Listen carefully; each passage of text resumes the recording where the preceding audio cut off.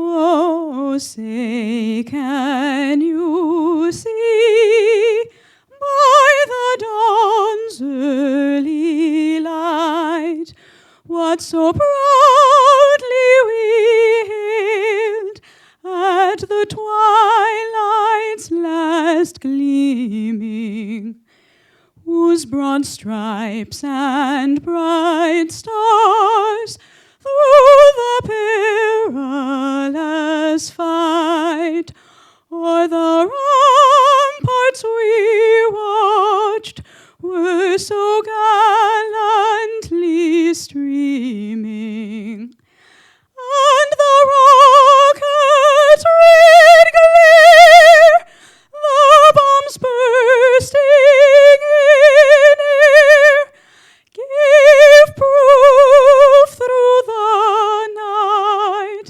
that our flag was still there.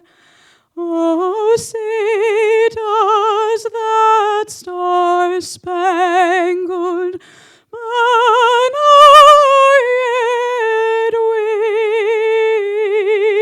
wave o'er the land of the free and the home of the brave?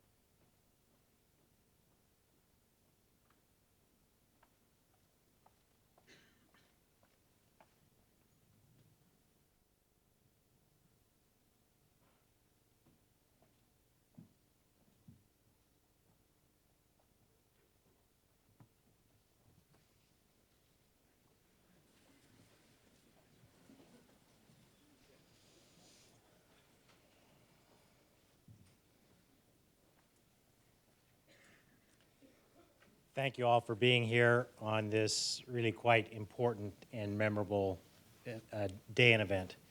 My name is David Elwood. I'm the dean here at the Harvard Kennedy School, and welcome to the John F. Kennedy Jr. Forum. Today's discussion is about 21st century leadership, something that I think we all need, and the questions and the lessons that we can learn from the U.S. military. But more than anything, it's an event to honor so many of you that are here and so many that couldn't be here who have answered the call to military service. And we want to honor those who are currently serving and who have served, and the enormous number of folks that are in the business school, the law school, and the Kennedy School, and well beyond. And it is the highest order of public service. And let me just say make three simple points on this score. First, throughout this university, throughout this nation, we talk about public service and we seek to honor it. Certainly this school is particularly focused on that question of ask what you can do. But very few of us that are not in this room have taken on the responsibility of being separated from loved ones for a long time, but even more importantly, to put one's life on the line in service to a cause that others chose, but that you serve voluntarily and honorably in honor of your nation and your people. And so it is that service, that greatest of all service in many ways, that we want to honor and admire, and that willingness to take that highest potential sacrifice in cause. But there's a second point, which is one that I've certainly seen when I've had the great opportunity to visit CENTCOM and other places in the military, which is the military treats leadership as though their lives depend on it. And of course they do. And there is much that can be learned from not only the ways in which the military selects and trains leaders, but also from the men and women who do serve and themselves learn from their own experiences and provide all of us with insights and ideas going forward. The last point I'd like to make is a straightforward one. There have been eras in this country where people have not admired the mission, and therefore at times been hard on those carrying out the mission. Vietnam was an era when I grew up, and it was really quite something.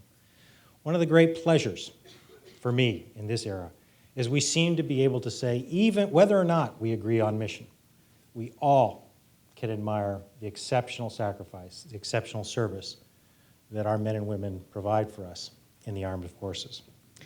And that brings us to our event today.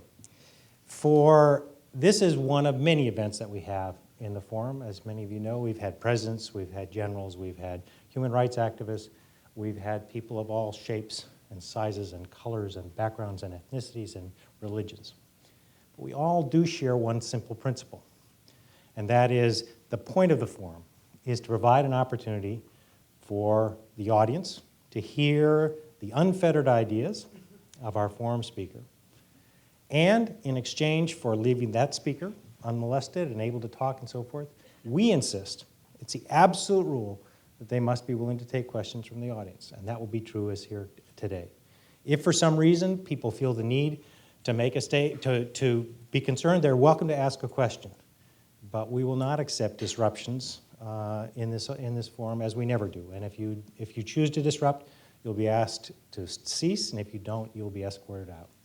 But I'm quite certain that will not be an issue, because this is such an important time to, again, admire the leadership and learn from the leadership and the leadership lessons. Remember, all those who serve here in the service of a civilian, elected civilian government that makes the choices and then they seek to carry it out to the highest of their ability. So let me just mention a couple of people in the audience. Tom Ridge, both governor and secretary, is here. He's also a veteran.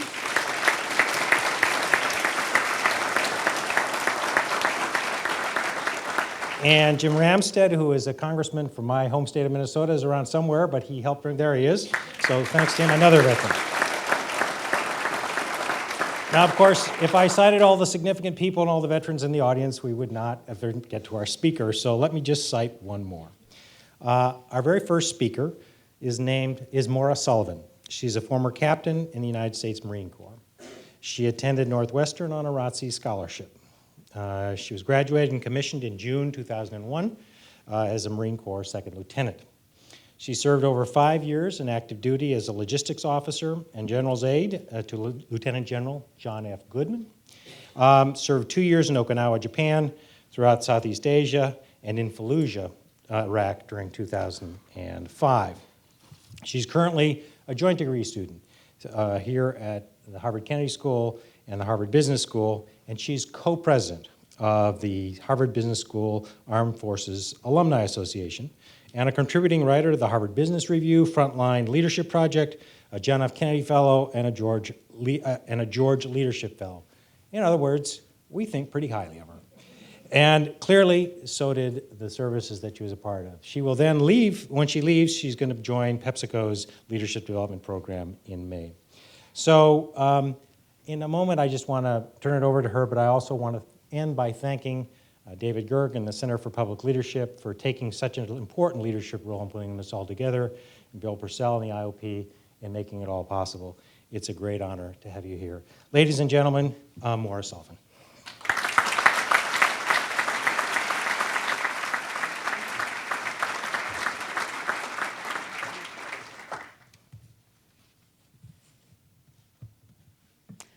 Good afternoon. As Dean Elwood mentioned, my name is Maura Sullivan, and on behalf of all of the student veterans of the Business School, of the Law School, and of the Kennedy School, thank you, all of you, for being with us here tonight as Harvard honors its veterans. From the American Revolution and the Civil War through the World Wars, Korea, Vietnam, Iraq, and now Afghanistan, many of Harvard's finest students have served honorably and often heroically in the United States military. This university hosted one of the first ROTC units, and the business school partnered with the Army Air Corps during World War II and trained more than 6,000 service members.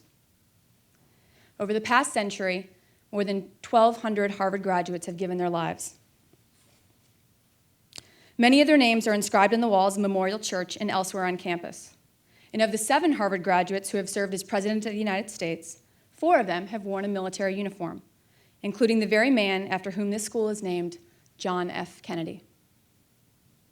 Today, this proud military tradition continues across our campus. Roughly 9% of the Kennedy School and 5% of the graduating class of the business school each year is comprised of former service members.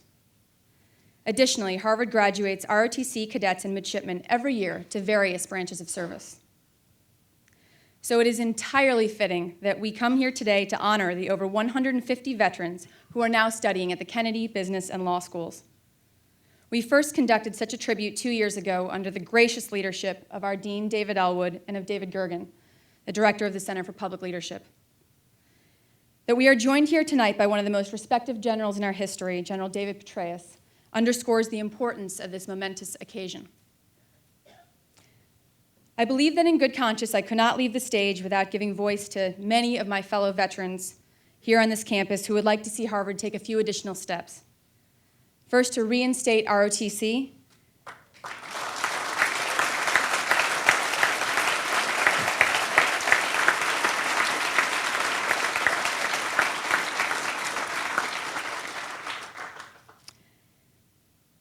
and to support the Yellow Ribbon program and the new GI Bill that would make it possible for veterans to attend Harvard on a full scholarship free of cost, as they will have the opportunity to do at many other universities around this country.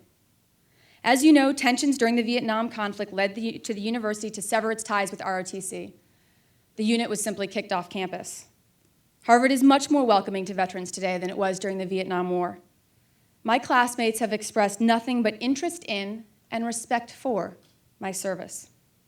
However, there is much work to be done. Today's cadets and midshipmen earn their diploma from Harvard, but they train at MIT. As you know, President Obama is a major supporter of public service, and at this very hour is signing into law the Edward M. Kennedy National Service Act that will bring the biggest expansion in national service since Franklin Roosevelt's Civilian Conservation Corps. In a campaign event last September at Columbia University, both Barack Obama and John McCain supported the reinstatement of ROTC at Ivy League campuses. Here it is worth briefly remembering what the Greek historian Thucydides once said. That is, that a nation that makes a great distinction between its warriors and its scholars will have its thinking done by cowards and its fighting done by fools. We feel that Harvard graduates have a tremendous amount to offer and that both the military and the university would be much improved by the strengthening of this relationship in these times of renewed peril. So today, at what is undoubtedly a great hour for national service, let us celebrate Harvard's veterans, honor those who've paid the ultimate price, and together work toward enhancing this university's long and proud tradition of students serving the nation and the world with honor. At this time, it is my pleasure to introduce a fellow Marine, classmate, and good friend, Seth Moulton.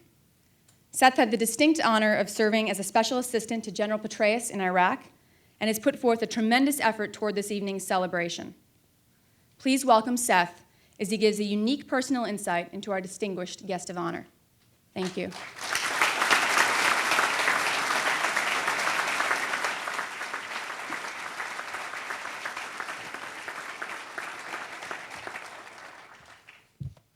Maura, thank you very much. Good afternoon. My name is Seth Moulton. I am a student at the Kennedy and the business schools and a veteran of the Iraq War. And tonight I am fortunate to have the honor of introducing two great public servants who share an abiding faith in the value of leadership, the value of service, and the value of education. Before I speak about our distinguished guest, General Petraeus, let me say just a few words about David Gergen, one of Harvard's own. As a close personal advisor to 4 presidents on both sides of the aisle, David Gergen is known as one of the wisest and most balanced voices in Washington. But as often as we see him on television, he has also remained a loyal mentor to his students and a particular supporter of student veterans. He himself is a veteran of the United States Navy in the Vietnam War, and he is the driving force behind Harvard's tribute dinner to student veterans later tonight. David, we thank you for your service and are thankful for your time up close and personal with us this afternoon.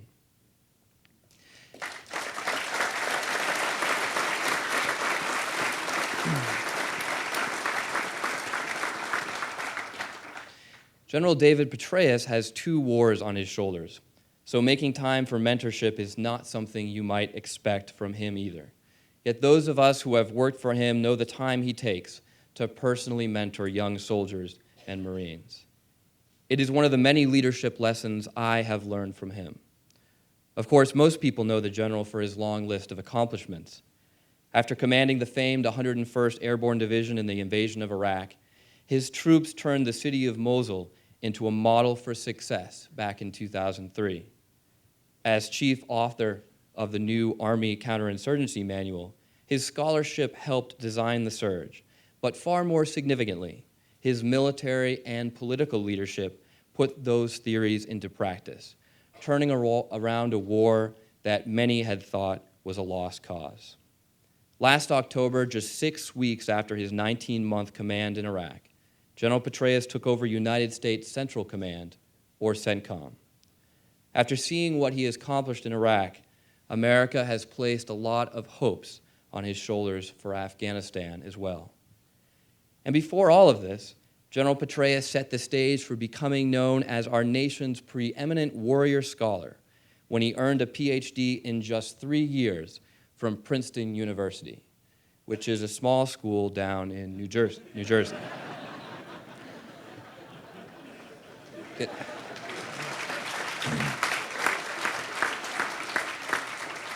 In all seriousness, though, a degree from Princeton really is the only blemish on his otherwise impeccable resume. When I look back on my time in the Marines, by far my greatest honor was serving alongside some of the bravest, most honorable, and most heroic people I know I will ever meet. Most of them were only 18 or 19 years old, and a great number of them are still on the front lines this very minute. The risks they are willing to take to ensure our freedom here at home, their gift of volunteerism, which allows us to sit here in peace, is more inspiring than I can ever describe. General Petraeus is one of those American heroes as well. It was a truly humbling experience to witness the wisdom and grace with which this man has borne incredible personal burdens for not one nation, but 2, and soon now perhaps a 3rd. Among all of us who have carried a heavy rucksack in Afghanistan or Iraq, General Petraeus' rucksack has truly been the heaviest. Working for the general was not easy. He sent me and my small team of Marines to live with the Iraqi army in some of the worst parts of the country. We used to joke that 3 Iraqi meals and 1 Cipro would get us through the day. Those days were long and hot and dangerous, and I have never worked harder in my life, and perhaps never will again. Going to school back at Harvard is remarkably easy and fun in comparison. Yet if there is one thing I can say right now, sir, is that I truly miss working for you. You are a great leader. I consider myself incredibly fortunate to have had the honor of serving with you in Iraq. 2 entire nations, soon 3, are grateful for the leadership you have brought to this war. And I know I can speak for all of us in the Harvard community here tonight in saying that we are deeply honored that you have made the time to come and speak with us this evening. Ladies and gentlemen, General David Petraeus.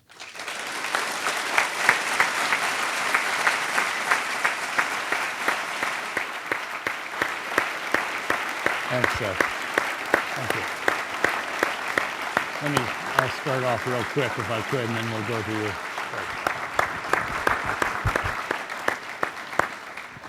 General Petraeus. Well, first, I was going to check to see if my microphone was on. You may recall an experience one time when there was a great anticipated opening statement, and that didn't quite come off. Let me start by just thanking Seth, thanking Maura, thanking all the participants in the Color Guard, the fantastic national anthem, David, everyone who has pulled all this together for the opportunity and for the honor and the privilege. It is a wonderful one, and it's a pleasure to be here with you. I do appreciate, Seth, you're pointing out the blemish in my record. I also have to confess I'm a Yankees fan. Just had to get that off my chest, you know. I'm keenly aware that we had to have a visa to come to Red Sox Nation today. But I am united in one thing with all of you here, in many, many things, actually, and one of those is certainly the respect for the veterans, because people talk about heavy rucksacks and lots of rocks in them and all the rest of that, and certainly there are some heavy rucksacks out there, but when you have such extraordinary people as those that you've seen today, and all of those that they represent out there, I can assure you that we had plenty of help carrying whatever rucksacks we might have had there. So it's really a privilege to be with you and a pleasure. We have an entire deck of slides loaded up. Of course, no military man can be without his slides or his laser pointer. And we'll have the conversation here and then certainly open it for questions. Thanks. Terrific. And we all join in thanking you, General Petraeus, for blessing us with your presence tonight on this really important occasion, and one I think makes us all proud of the students we have here and the quality, and we just saw 2 of them, and 2 of the finest. It should be pointed out that Seth was due to start here. He finished 3 tours in Iraq, and he was due to start at the business school and the Kennedy School, and when General Petraeus was named commander of the multinational forces there in Iraq, he wrote a letter to the military and asked if he could put his uniform back on and go back to Iraq. And he went back for a 4th tour. And he did. And he did. He had a 4th tour in Iraq, and not behind the wire, out in front of the wire, which was, I think it was a tribute to your own leadership. He told me at the time, he told Peter Gomes, who's here with us, whom he sought out for counsel before he went in the Marine Corps out of Harvard, that it was really important for him to go back and take that. And I think all of you should know as well that General Petraeus, as he meets here, he's meeting with us only a few miles from where his son lives. His son is finishing MIT this spring. Our OTC will go into the Rangers and should be in Afghanistan probably within the year. We also have 2 other guests here tonight, Doris Kearns-Goodwin and Richard Goodwin, who are here right in front of us. Had a chance to come and talk with General Petraeus about the history and uses of history. You should know that they have a son who has been a Harvard graduate, 2001, same class as Seth, who has served in Iraq and is now in Afghanistan. So this is a shared community, a community that has, and we thank you for joining us tonight. we have many veterans among us, and this is a moment to share. And to ask you, General Petraeus, that Paul Broadwell, who is writing a biography about you, has interviewed over 100, over 100 hours of interviews already. He has a piece in the Boston Globe this morning, the editorial page, about you and leadership. And I think all of us are curious, how did when you went to Iraq, people said it was hopeless. They couldn't believe you'd even taken the command, and that we were going to lose this, and it turned around.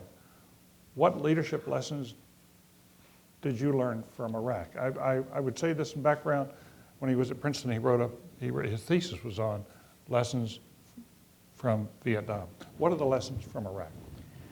Well, when I went back to Iraq the last time to command the multinational force, I'd had 2 previous tours as the division commander of the 101st Airborne Division, as Seth mentioned, the first year, and then I did a little over 15 months starting up the train and equip mission, the so-called MNSTICI, the Multinational Security Transition Command in Iraq.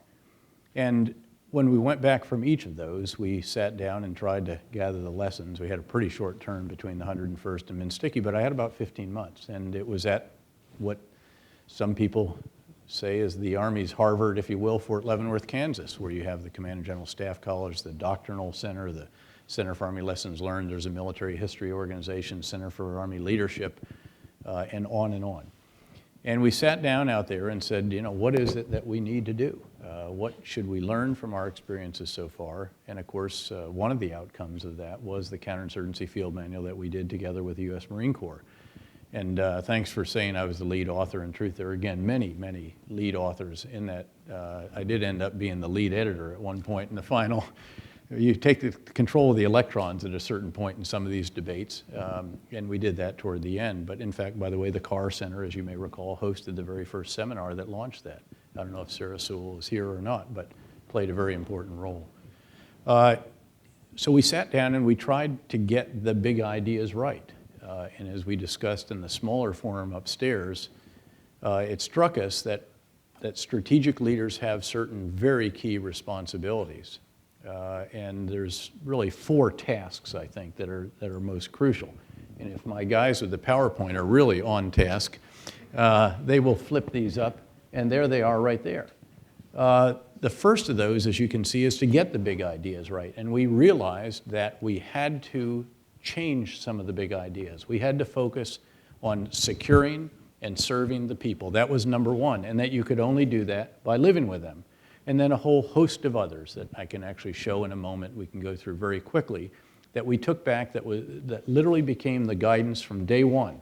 We actually rewrote the very first piece of the Joint Campaign Plan right away without even doing the assessment and all the rest of this that has been written about a fair amount. The second is, of course, you then have to educate your leaders on those big ideas. You have to, ideally, they are so compelling, so convincing, so powerful that the leaders embrace them. If they are, then that may be the case. If not, sometimes there has to be a little help to embrace them. You might have to hold their arms around them, but they have to be, and so they then can take these on as their own. And then, of course, all of you together have to oversee the execution of the big ideas. And then there's a very important final element. We just actually added this task the other day. It's either implied in the last one or explicit. We think probably explicitly you have to identify lessons learned.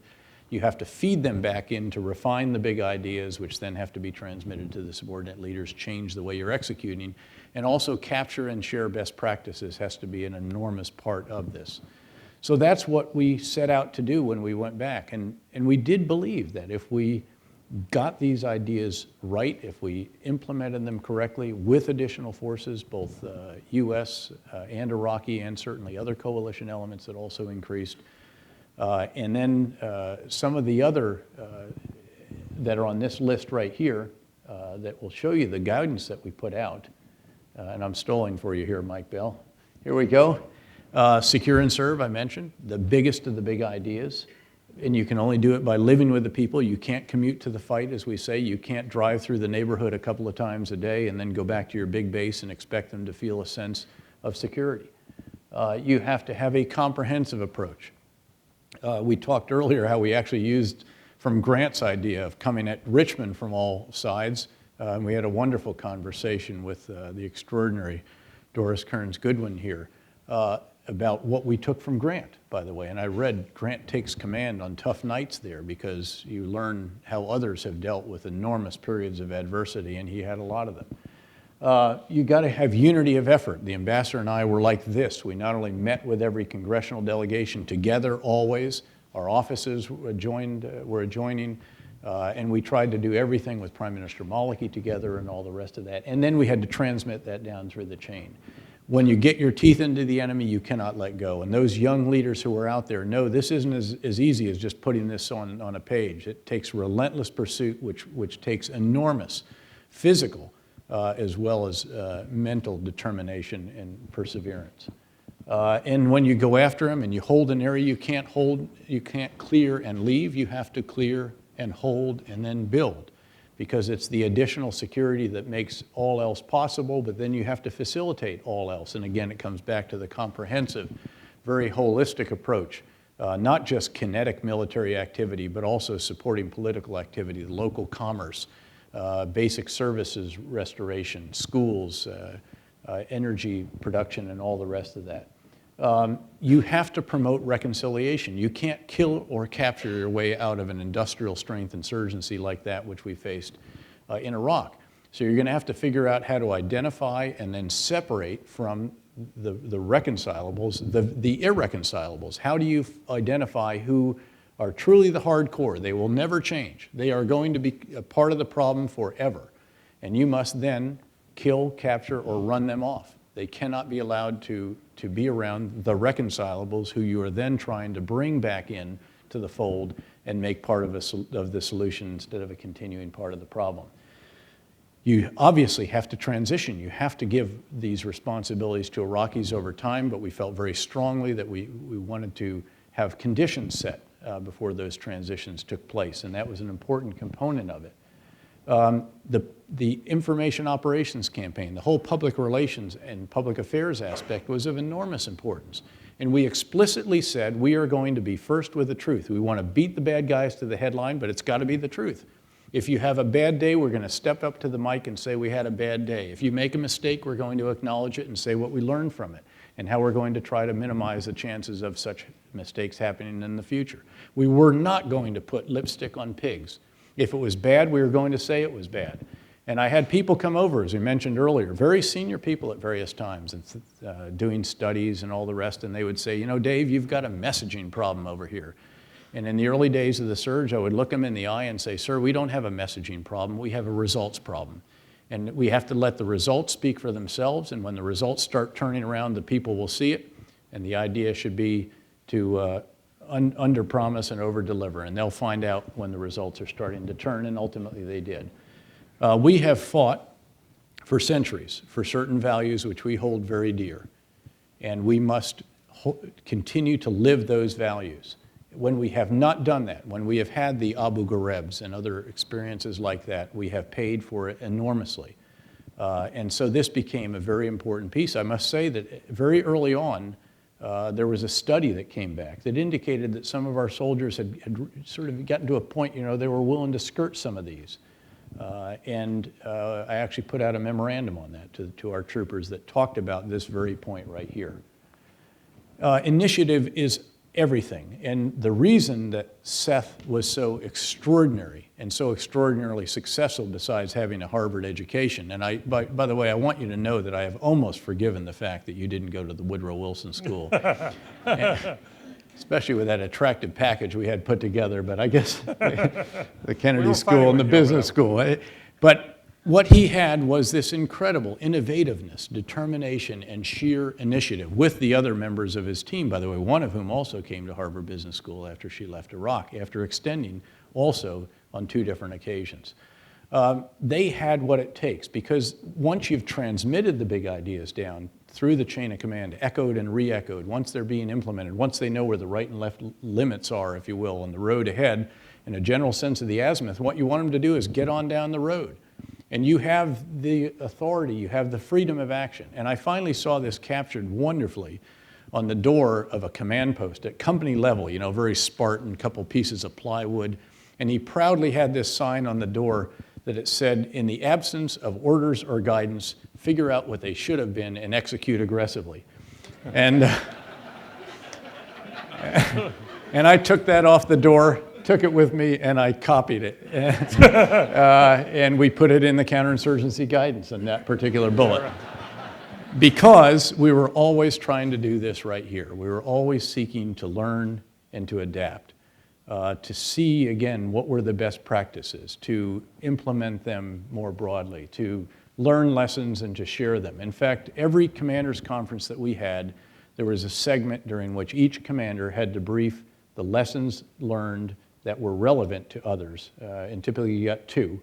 And they would share those or best practices, and that way you proliferate those, you share them, and they become practiced more broadly. I was very struck when you were at Leavenworth, before you went to Iraq, how you set up a learning process so that people coming out of skirmishes would essentially reflect on lessons learned, and you fed it right back into the training that was going on in the Mojave Desert. We were very fortunate. We had, first of all, we had out there the Center for Army Lessons Learned. We had something called the Asymmetric Warfare Group. We had lessons learned collectors with the units when they deployed. And in this new electronic age that we're in, virtual communities, knowledge management applications, and all the rest of that, they were able to fire these lessons right back from where they were, collected in Fort Leavenworth, validated, because again, you have to occasionally make sure they're not just the result of very specific circumstances that don't apply elsewhere. And then we implemented them in what was called the engine of change. And we'll see how good the PowerPoint masters are back here. Because if you are changing an institution, you need this. And this is what we basically had in the different hats that the commander at Fort Leavenworth wore. At the Combined Arms Center, the Commander General Staff College, and all the rest. We actually had the Doctrine Center for our Army. Those are the big ideas for an institution. These are the field manuals, the counterinsurgency field manual, the full spectrum operations, stability operations, all the rest of these. Leadership field manual during that year as well. And by the way, the interrogation field manual also. You then educate your leaders on it, same process. In this case, you do it through the institutions, the commissioned, warrant, and non-commissioned officer education system, which was all over our country, which we oversaw. You practice them at the combat training centers, at the National Training Center, Fort Irwin, California, down in Louisiana, in Germany. And then, of course, they're implemented downrange, and you have this feedback mechanism, and it's always cycling, and one cog drives the other, and so you have to work that constantly, and you do have to continue to learn, and you do have to adapt, because this enemy, in addition to being extremist, to being barbaric, is a learning and adapting enemy. The fact that we did not have the big ideas right for several years in Iraq, and then you went in and applied the big ideas, begs the question, how in fact does a leader come up with the right big ideas? What does it take? Is it Well, it takes, I think own? it's, Is that a big team? yeah. How is it you put Well, it I think it's together? constant study. I think it's just constantly trying to get a nuanced understanding of the situation. I would argue, actually, we had the essence. We actually taught some of the big ideas at the Counterinsurgency Center. There were various units that practiced them. And we were in a mode where transition was, we were going to hand off to the Iraqis. And for quite a long time, that made sense. There was some point in 2006 where that came unhinged.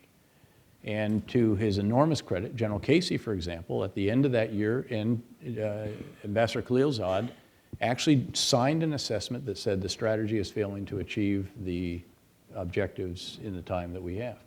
And that process, but it took a while. And if you go back, why don't you go to the incident slide, because this is a very important thing to understand. If I can just stand up and walk, I'm going to do that. But all along here, you had this is 2004 right on the left. This is the present time right here. And what this represents is different forms of violence, improvised explosive device attacks, car bombs, direct attacks, indirect fire, and all the rest of that. But what you should basically take from this is that the violence rose enormously. It particularly took off after the Samarra Mosque bombing. This was the bombing of the third or fourth holiest Shia shrine in Iraq in a Sunni-controlled area in Samarra, north of Baghdad. And I think it took us a while to realize how significant that was. It definitely took me a while because I just wasn't living it at that time. That was when I was back at Fort Leavenworth. The fact is, I think that the transition approach of train and equip and give it to them could work for a while, but when the violence took off, there was a period when it was very clear, I think, that you could see that this is not working. And that's what took time over the course of that fall, when there was a study done by the chairman of the Joint Chiefs, by the NSC staff, all the advice and all the rest of that, and of course the other large study group that was done and so forth. And there was a recognition, I think, at that point, there does have to be a shift, and the shift is going to take more resources to implement. And that's when it was put into effect. By the way, the violence went up because now we went into the enemy sanctuaries. We were going after al-Qaeda in Iraq and its affiliates and taking away areas that they had enjoyed almost exclusive control of, and then employed the clear and hold and build approach. But in changing the strategy, and it's worth remembering Lincoln changed strategy in the Civil War and had to in order to win because he was starting to get away from it. How did he actually? What was the leadership to get the strategy changed? How does that happen? What role did you play, and how did you sort of move other people around to make that work? Well, first of all, as I mentioned earlier, it helps if you approach it like it's your last job, and there's an incredible liberating feeling to doing that. And you know, I say this somewhat tongue-in-cheek, but you know, it was frankly deadly serious. And those with whom I worked during that time will remember these were very, very tough moments. I mean, this is why I was taking refuge in Grant Takes Command every night for 3 to 5 pages before you fall asleep with the light on. But what you did, again, we went in. If you look back at the very first speech, the change of command speech, if you look at the testimony in the confirmation hearing, you will see secure and serve the people and live with the people. And those are the biggest of the big ideas. If we got those going right away, then we could adjust some of these others. Again, we knew that we were going to have reconciliation. You know, we had to feel around how we were going to accomplish that, what could be the catalyst that could bring that along, and so forth. But it again came to literally sitting with the leaders. Again, we had the basic concepts of counterinsurgency. It was being taught in the Counterinsurgency Center in Taji. And it was a matter of, again, really emphasizing some of these core constructs and for a while backing off the transition emphasis in order to get the security situation back under control to where you could resume transitioning responsibilities to our Iraqi counterparts. But getting the leaders on board is hugely important. I remember our leaders. I'm talking about our military leaders. Okay. And again, I will tell you that in the 101st Airborne Division, 9 infantry battalions are the core of your effort. You know, you got about 30 or 40 battalions, but the ones that own ground, those 9, there were probably 2 in the beginning that didn't necessarily want to do nation building in the beginning. And so you employ a technique where you talk to the brigade commander of that battalion commander and say, you know, I'd sure like to come out and get a briefing from the battalion commander on his nation building plan. You know, I've heard it's really good. I'd like to come out and confirm his excellence. And so, you know, everybody goes into panic mode. He realizes all the guy's doing is going out on raids every night, and he's not embracing it. So he goes down and sits down with him, and you give him 48 hours or so. And then you send down the assistant division commander for operations, and he gets a briefing on that. And then I go down, and the guy, you know, he said, geez, you're looking awfully tired. What's up? And he said, well, he said, you know, this nation building stuff is just killing me. I'm just all over it. I mean, I did a council with the sheikhs this morning. I've just been delivering air conditioners to the mosque. I mean, I'm embracing this stuff. And I thought, this is great. Now, occasionally, I mean, you have to get a little bit more directive than that. But the truth is, generally, I mean, our folks want to do what's sensible, what's the right thing. They want to, you know, achieve progress and so forth. And so they generally will, I think, see the logic in if you can get that vision thing reasonably right. But then you have to keep tweaking it, and you have to keep adjusting it. You have to this implementation, this oversight piece is hugely important because it means you've got to dip way down. You know, you got to get lieutenants working for lieutenant generals at times. You know, I'd touch down in his area every 6 weeks. I'd sling on a rucksack of projects. I'd bring them back to the headquarters, and, you know, they were always approved. Disapproval was not an option with the staff. It drove the staff crazy, but it was a great, flat organization, I can tell you. So again, but that's what it takes. And it takes, you've got to provide, again, the ideas, the energy, the enthusiasm, and a degree occasionally of a little bit more. Let me pursue two more issues with you before we go to the floor, because I really want to open this up. But you're famous for for trying to run a very flat organization and being very much in touch through emails. People have been able to write. Well, Seth was able to write to you on a regular basis. In fact, in inviting you here, there was a back and forth on email. But you really reached down into your junior officers by email. And do you keep a couple of emails? I think I heard you say earlier today you had a couple of emails going sort of on a regular basis. Well, it's a Tell us wonderful about that tool. kind of- And in fact, it does allow you to reach down. By the way, it also allows them to reach up. Right. And my email address is available in the military non-secure addressee list and the secure addressee list. Actually, mothers have wrote to me fairly often. I mean, I got emails from all over the place. And we tried to answer every one of them, by the way. But it is a hugely helpful tool to be able to reach down to people that you know from the past.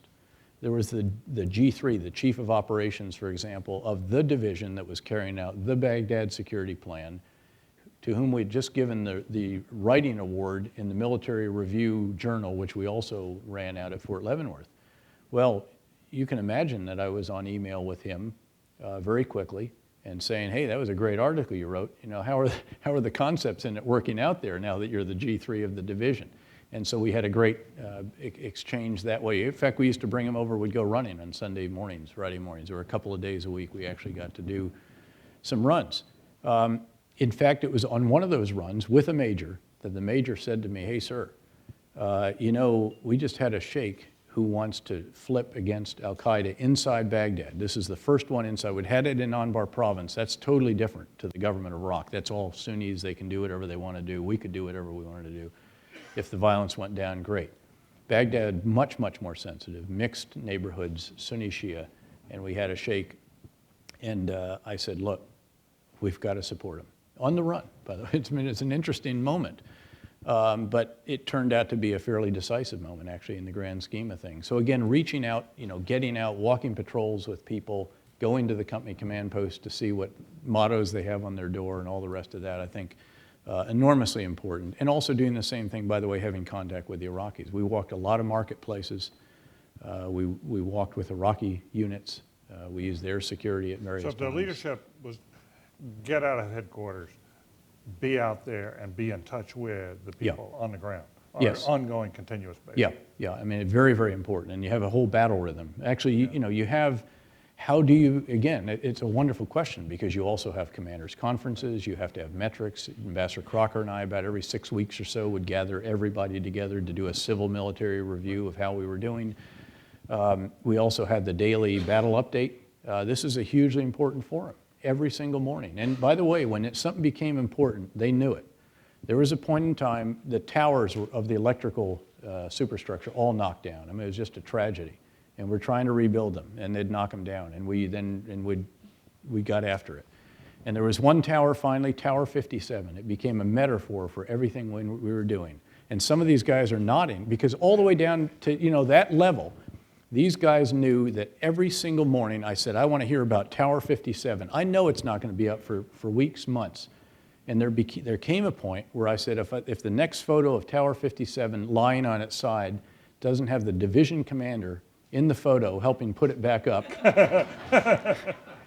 and he did, by the way, he got it back up. The great Rick Lynch did a fantastic campaign, and he said, sir, just be patient. We just got to clear and hold and build a little bit further, and we'll get there.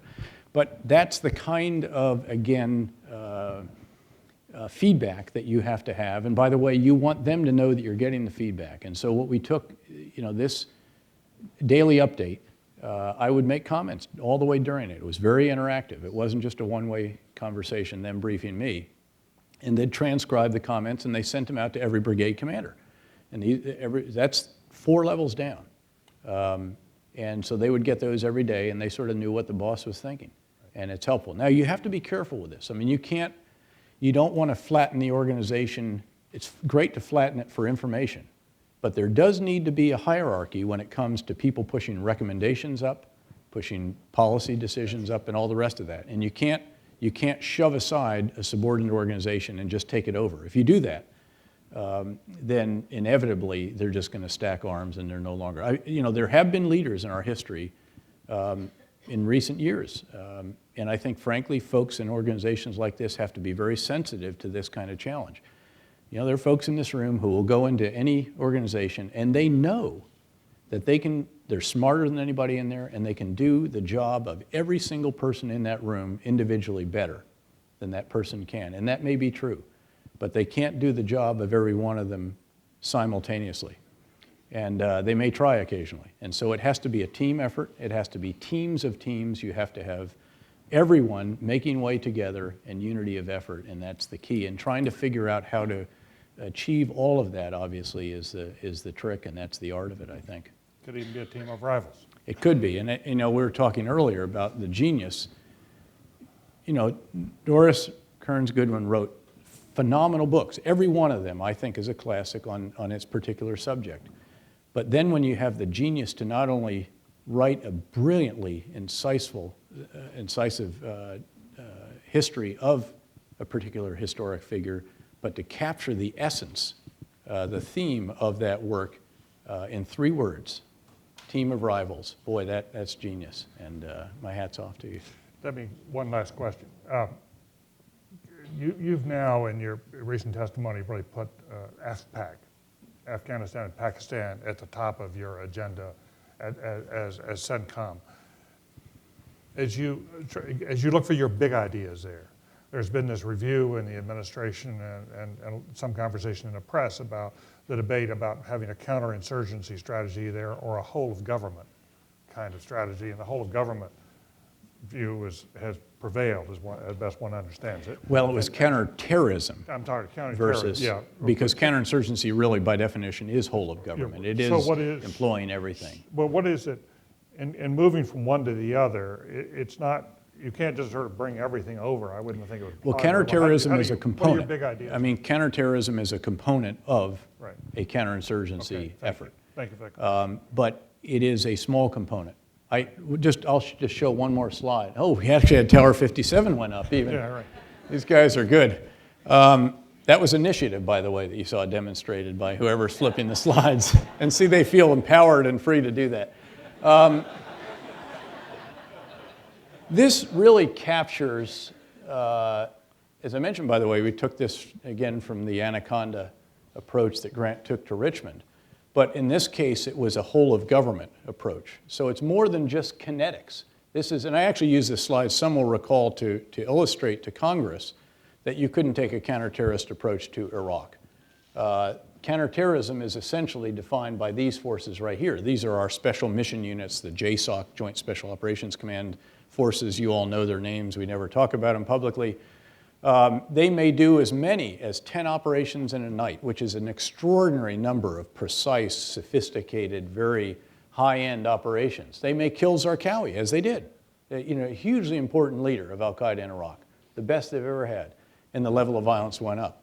And the reason was because you have to have much, much more than that. And it's much more even than just kinetics. It's much more than just military. So it's more conventional forces of ours. It's Iraqi forces, our partners there, coalition forces. Eventually, we had 100,000 Sons of Iraq, these forces that volunteered to help secure their community after we'd gotten rid of al-Qaeda and, in some cases, Shia militia extremists from them. But it also takes the political component. It takes the tribal awakenings. It takes actual laws, the reconciliation law, for example, and the rest of that. Detainee operations. We had to learn an enormous amount about that, not just how to properly treat, interrogate, and deal with detainees, but also to identify and separate the irreconcilables from the reconcilable population right in the detainee facilities, because it turned out we were offering the hardcore, we called it terrorist university. I mean, our own detention facility was turning out the terrorist class of 2007 and 2008 because we hadn't identified the true hardcore extremists who were sitting in there recruiting, training, and intimidating all the rest of the population. Once we separated them out, We were able to actually literally rehabilitate a substantial number, and that's why we've been able to cut the detention facility population in much less than half now, with a much lower recidivism rate. Lots of concerns, big issues. It's going to be risky, but you have to do it. And again, then the root causes for insurgencies in the beginning, and then a variety of other things. Again, it takes a very whole-of-government approach, and that is very much what describes the approach that the design and the AFPAC strategy that the president announced. So, but what was was this slide with Anaconda was about Iraq.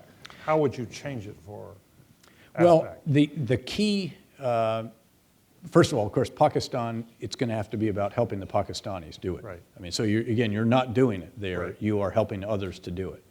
And we have to assist them. We have to help them literally to realize, most importantly, the biggest of the big ideas with respect to Pakistan is the fact that the existential threat to that country is the internal extremist threat, not the Indians. And that is a pretty big idea.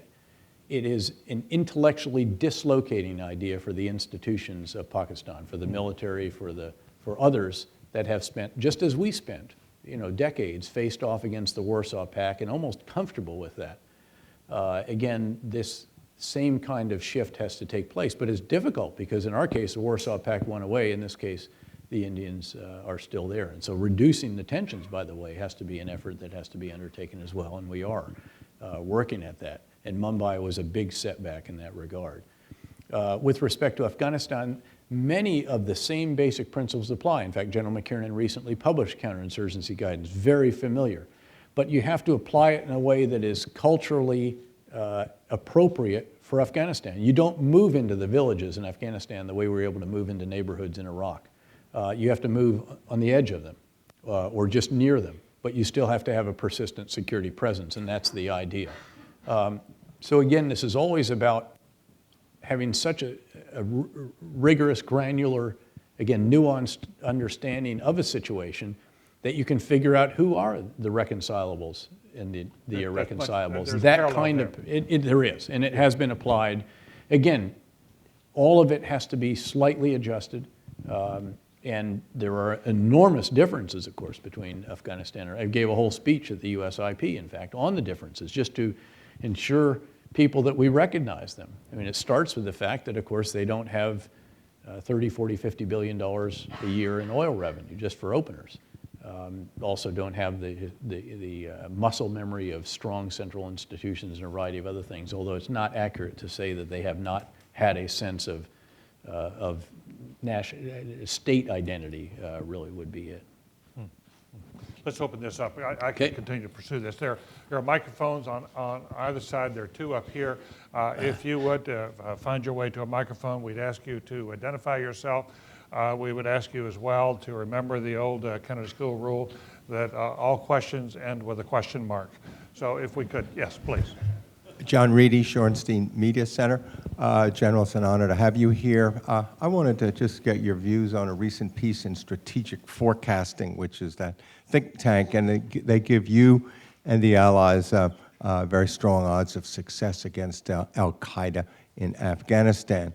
But they are very despairing of anything that we can do with Afghanistan. Just as you mentioned, we can't go into the villages, and you saw the New York Times story yesterday just talking about how the village leaders set up the troops.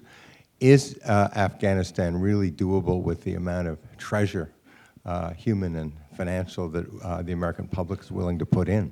Yeah. Well, I mean, first of all, obviously a strategic leader has to be aware of the strategic context in which he's operating. And I think the context in which we're operating is one that we literally are going to have to make that kind of assessment, probably the first one by the end of this year. We are going to put substantial additional resources in this year in terms of military, financial, and civilians. We do believe that we can achieve progress, but it's going to get worse before it gets better, just as did Iraq. By the way, Vice President Biden observed that when he came back from his last trip to Afghanistan shortly before the inauguration. When you go into the enemy's sanctuaries, areas where he has been able to base and to plan and to build car bombs and all the rest of it, they will fight you for it. And so there will be tough months ahead without question. But I think we can achieve progress then, and then the question really, you start to focus additionally on the whole issue of Afghan governmental legitimacy, of dealing with the many challenges that they have, of improving the levels of basic services, being seen as a government serving the people, dealing with the charges of corruption and all the rest of that have made this very difficult. But at the heart of it has to be, again, a security environment in which these other areas can be pursued. Please, Laura. Sure. Thank you very much, General. My name is Laura Bacon. I'm a student at the Kennedy School. Many of us are taking Professor Gergen's class on leadership, and one of the major discussions or debates we've had is whether, when we're looking at leaders, we should only look at their professional lives, or if we should also look at their personal or private lives. And I imagine this is very relevant in the military. So given that one of your big ideas is live values, I'm curious what your thoughts are on just looking at professional or also looking at personal and private lives. Well, you know, I hate to keep embarrassing Doris Kearns Goodwin, but there's a phenomenal piece on YouTube in which she talks about several of the subjects, Lyndon Johnson, Abraham Lincoln, and it was work, love, and play, I think, is that, if I got it right. And these are the areas that you have to balance. Now, I would argue that it's probably, in each case, you know, this balance is sort of a tacit contract that you almost have with your own family. And I've been arguing, I actually told somebody, geez, I've got a great scenario. I mean, here's what I can do. Well, I can go for a run, and that's fun, or play, and I can do it with some staff colleagues who can brief me on the run, so that's work. And I can have my son and daughter with me, and that's this family love thing. Is that okay? And they said, no, you know, no go.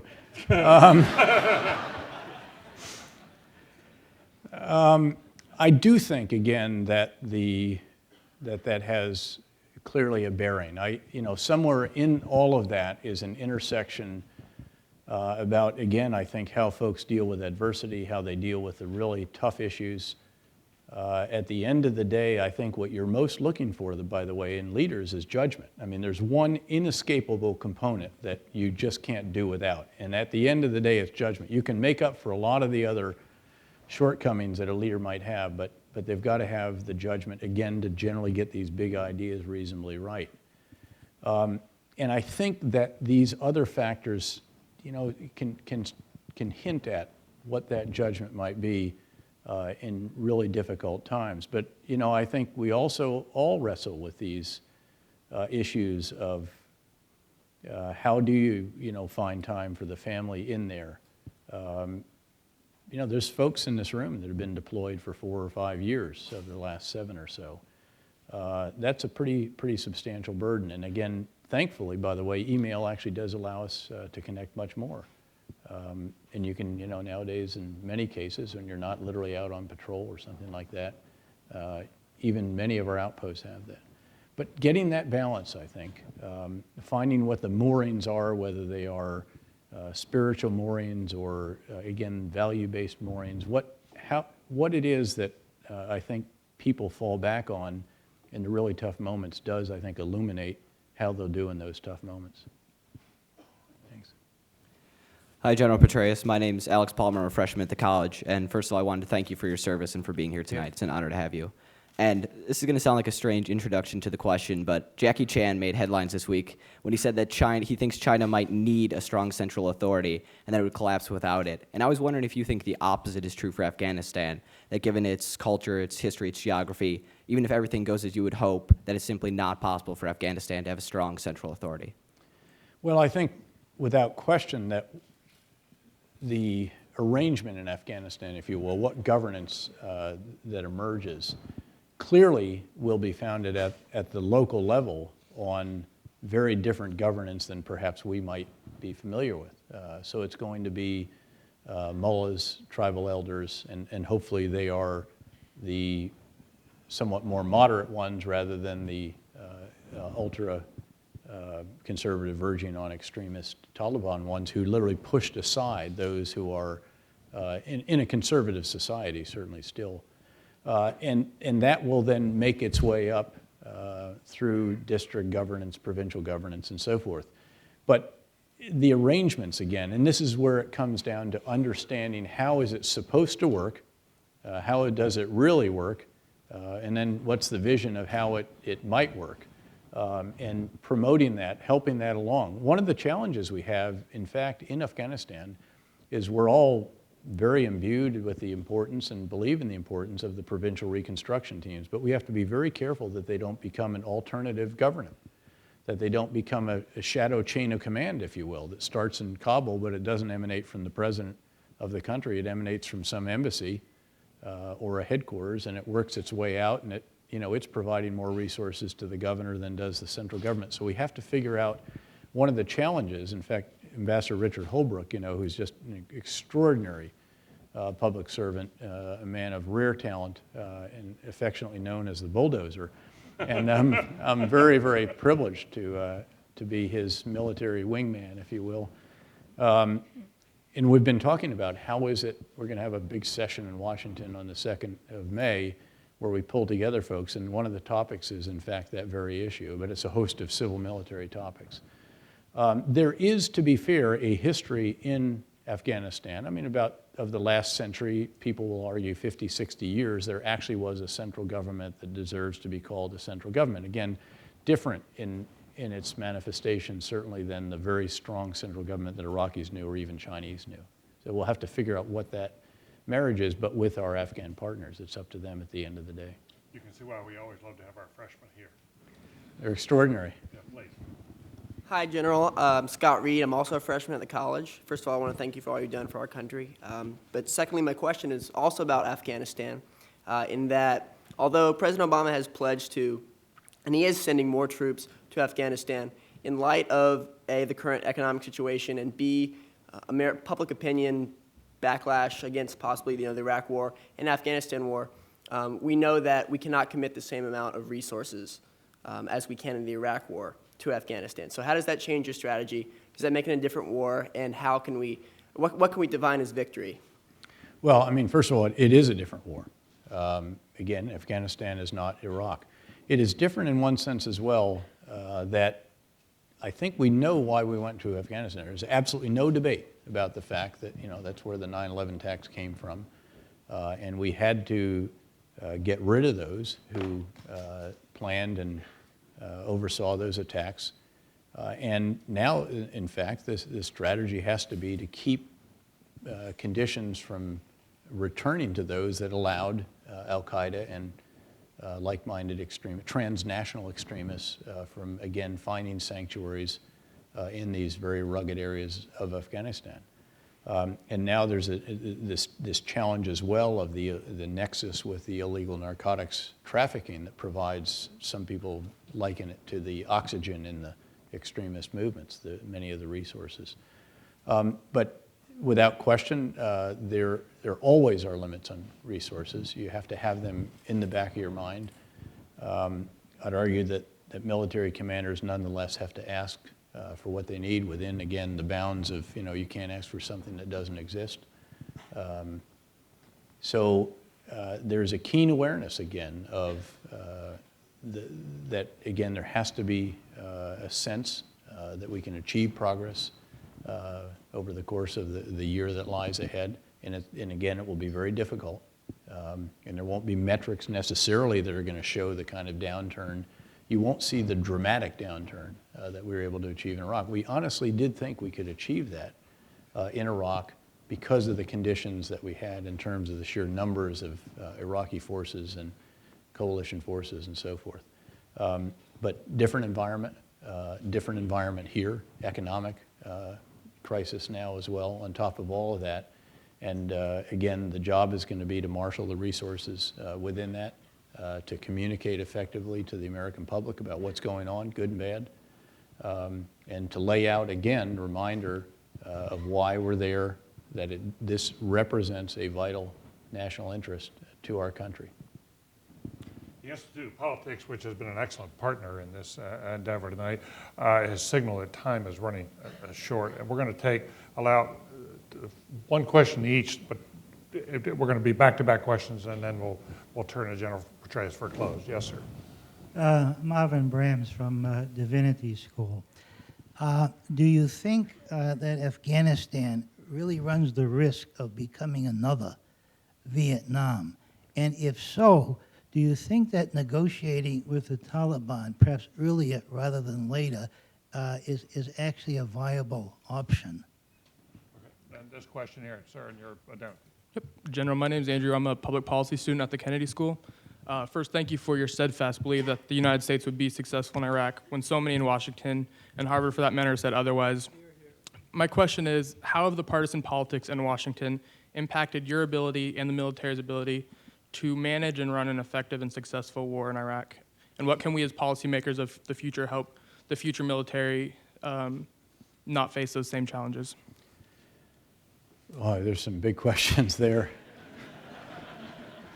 You know, sometimes when you get those kind of questions, you say, I've sort of generally spent my life as a soldier trying to go around minefields instead of walking right into them.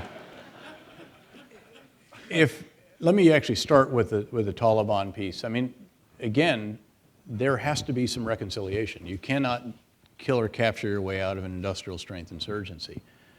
The question is how to do that. I won't talk about the history of this. There's people that want to go back to the Bonn Agreement and say that there were opportunities and so forth. I think if you look forward, which is what I think we need to do, you have to say that certainly at local levels, again, you're going to have to once again find out who are the really hardcore folks, and you're going to have to get them out of that area so that the others, the traditional structures, can emerge. I don't want to get too caught up in it. It's a single experiment right now, the Afghan Public Protection Program, but General McKiernan just the other day walked through one of the valleys in which this particular experiment has been tried, where you get locals from the local area, a little bit like the Sons of Iraq, but you actually provide them a good bit more training and equipment than we did with the Sons of Iraq. And then you put them back into that local area and you link them to the local security forces and to some special forces from the U.S. And touch wood, that particular pilot program has worked. Now, the reason it has worked is because it has shielded the traditional structures at village level from these more extremist elements that have come in. Now, how high up you can go with that, whether there is an opportunity for reconciliation at very high levels, I think is in question, certainly. We used to have, again, as always, PowerPoint slides, but we had a Sunni side and a Shia side. And we actually we knew all the groups that were out there, and we would try to figure out where were they in this scale, which eventually has a line on it that distinguishes between the irreconcilables and the reconcilables. And some of these move back and forth, by the way. But this is the kind of nuanced appreciation that you have to have. I should note, I met yesterday, by the way, with the Director of National Intelligence, Admiral Denny Blair, and sat down, and we both agree that we right now don't have the requisite capacity and breadth and sheer numbers engaged in the AFPAC area. He is working on that, and we are working on it. And again, all of us, again, together have to provide the fill, the talent, and then the continuity, which is hugely important. And there's a whole bunch of different ways you have to go at that. But that kind of, again, understanding is what is essential to getting at the kind of question that you asked. To come to the whole issue of the political environment in which you operate, again, you have to be cognizant of that. There were a few times, again, where it was helpful to think that I was in my last job at the time as I encountered that. But as we went through this, you'll recall that one of the jobs, I consciously knew that the Baghdad clock wasn't moving fast enough if it was moving at all. I mean, there were days when, if it were a watch, you'd take it and hit it, and see if it's still moving. And then the Washington clock was racing. And so what we had to do, literally, by speeding up the Baghdad clock, achieving some results on the ground and getting some demonstrable, concrete progress, to put some time back on the Washington clock, or at least slow it so it didn't expire before the effort was completed. And if you go back and look at that incident slide, you'll see why I was sweating bullets in June and July, looking forward to the September testimony. Because, and this is, we would have, every morning would have, again, as I mentioned, the battle update. You had the big group, and then we had what was called the small group, which slimmed down for some sensitive intelligence. Then you had a smaller group, and then we had what was called the small group, and this was just General Odierno and me. And he was the operational architect of this thing, and a hugely important element in this. And I've always been very uncomfortable about this thing that that Petraeus was a surge. I was not. It was a team, and it was a team of teams, and there were many. Occasionally, I might have been the face of that, but Ryan Crocker. But again, there were so many that were involved. He and I would sit there, and we were sitting there at this point right here in July of 2007, saying the testimony's coming in September. How's our sense of when we think this is going to turn? And we did think it was going to turn, and thankfully it did turn, and it came down very steeply as we started taking away areas from Al-Qaeda, started taking out some of their leaders off the battlefield. We have some signal accomplishments, taking out the major foreign fighter facilitator in August of that year and some others. And then because the Shia group, because of an information operations campaign and so forth, Muqtada al-Sadr decided to take a knee because his reputation had been tarnished by the violence in the holy city of Karbala, linked to the assassination of some governors and getting beaten up. And so that brought it, and again, you're trying to work all those different aspects. And that enabled us to go to the testimony right about in here. And that thankfully showed the kind of progress that was being achieved. It gave a sense that it was worth keeping going with this. And I think, frankly, that, again, to be fair, there was bipartisan recognition of that, even though in an election year, it's never easy to testify necessarily before some of those Senate committees in particular. I remember, in fact, I forget the number of candidates that were on the Senate Foreign Relations Committee in particular, and Armed Services. But again, we moved through those. Ambassador Crocker and I met with every single congressional delegation that came over. We did it together, by the way, 90 minutes. Always tried to do it up front. And again, you work your way through that. But I think that these kinds of enormously challenging problems, again, we have to, where we can, wherever possible, needless to say, forge bipartisan approaches. I think that the approach that we have right now in Afghanistan and Pakistan can be characterized that way. And now what we need to do is operationalize the strategy and turn some big ideas into results on the ground.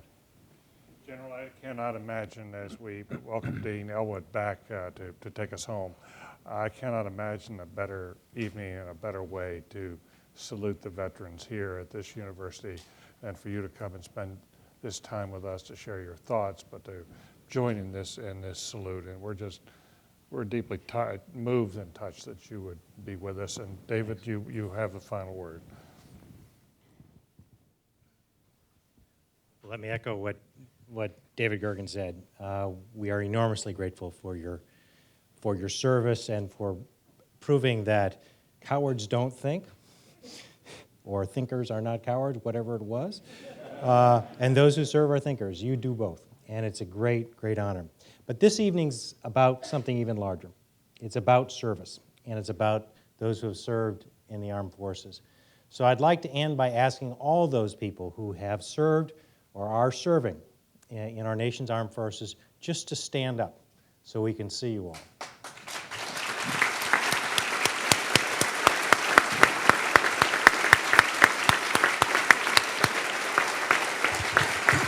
And now, may I suggest we all stand and thank people for their service.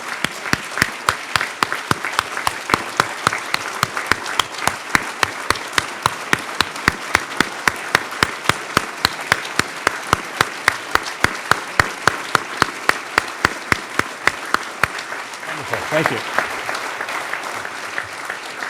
My thanks to all of you. We're dismissed.